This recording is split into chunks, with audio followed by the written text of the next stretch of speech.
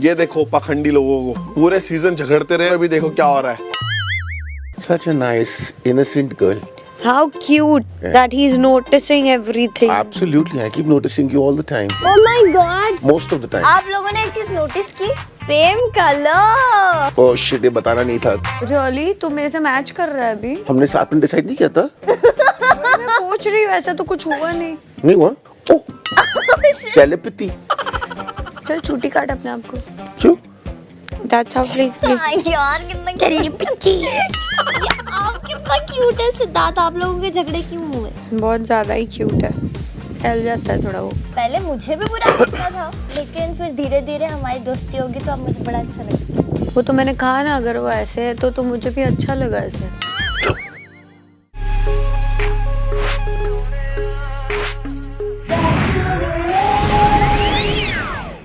आप बहुत मजाक भी करते हैं, लेकिन अगर आपके साथ कोई मजाक कर दे तो बर्दाश्त नहीं है। आपकी रिस्पेक्ट होनी चाहिए, बाकी किसी की कोई सेल्फ रिस्पेक्ट नहीं है।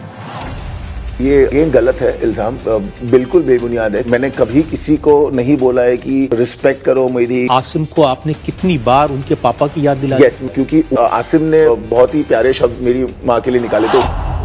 रश्मि के साथ आपकी कभी गर्मी कभी नरमी ऐसी रिलेशनशिप बनती रही है, तो क्या वजह है उसकी? क्योंकि सर रश्मि देसाई की झूठ हद से ज्यादा थे। एक टाइम था जब हम एक शो का पार्ट थे, तो मुझे रश्मि बहुत ज्यादा अच्छी लगती थी। मैं उनसे बहुत अच्छे से बात करता था। एक बार क्या हो गया था सर कि हमारे शो में एक आर्टिकल आया पेपर में, जिसमें मैं कितना प्रॉब्लमैटिक हूँ सेट पे वो लिख के आया था, और उसमें 10 चीजें लिखी थी कोटेड। एक चीज लिखी थी जो मैंने एक्चुअल में हुई थी, उसको भी मिसकोट करके रखा था, और बाकी 9 प्रॉब्लम्स रश्मि देसाई की थी जो इन्होंने की थी। तो तब से मेरा इनके साथ रंजिश चालू हो गया था। आज आपकी रिलेशनशिप रश्मि के साथ क्या है? तो रश्मि की रिलेशनशिप्स तो हर महीने बदलती हैं।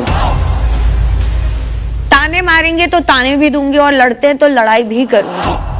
आप शहनाज के पापा से भी मिले, जी। शहनाज से उनकी मम्मी के बारे में बहुत कुछ पूछा, तो इरादा क्या है? पर कहते थे ना, जी। जब सेव करने का मौका आया, दोस्त चुनने का मौका आया, तो आपने पारस को चुना। तो फ्लिपर आप हुए कि वो? मुझे लगता है आपने पारस को चुना क्योंकि आपको लगा वो टक्कर नहीं दे सकता। गेम में शहनाज टक्कर दे सकती है बराबर की। बाकी सारे मेरे कॉम्पिटिटर्स में शहनाज को कॉम्पिटिटर जैसा लेता ही नहीं हूँ।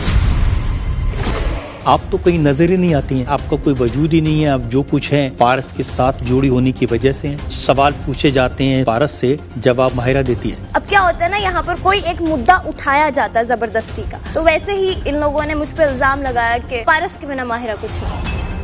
आरती, मैंने तो सुना है इस हाउस में बिग बॉस अगर कोई है तो वो आरती है। हर जगह नजर आती है। कहावत है ना, बेगानी शादी में अब्दुल्ला दीवाना, सुना है ना? इसको कहते हैं दूसरों के फटे में पैर घुसाना। नहीं, ऐसी कोई बात नहीं है। मैं कह रही हूँ वो सिचुएशंस ऐसी होती है। मान लीजिए ऐसी सिचुएशन आ जाए कि फाइनल कॉन्टेस्टेंट आप और पारस 2 बचे, तो क्या करेंगी? पारस। इसीलिए तो पब्लिक आपको क्यों वोट दे। जो टॉप 4 में जाना है, वो यहाँ पर एक जर्नी दिखाते हैं। वैसे पूरा आपका जर्नी जो आपने किया है इस सीजन, वो मेरा ड्रीम। ट्रॉफी मिल जाएगी तो वो किस्मत में होगी, पर तमन्ना नहीं है उसकी। तमन्ना मेरे ड्रीम की है जो मुझे पूरा करे। लोगों को बताते हो आप इंडिपेंडेंट हो। अगर आपका पूरा 4 महीने का काम देखें तो ऐसा लगता है कि सिद्धार्थ पर बहुत डिपेंडेंट है। हर लड़ाई में आप सिद्धार्थ का साथ देती हैं, क्योंकि ज्यादातर उसके लॉजिक्स बहुत सही लगते हैं। सिद्धार्थ दोस्त हैं आपके, बाहर से पहले से हैं, तो बाहर से पहले से दोस्त तो रश्मि भी है। और जब इन दोनों के बीच में तकरार होती है तो आप सिद्धार्थ का साथ देते हैं। रश्मि की दोस्ती याद नहीं आती आपको? मैं एक ऐसी कंटेस्टेंट हूँ जिसकी दोस्ती हर किसी के साथ है। डिप्लोमेट है आप।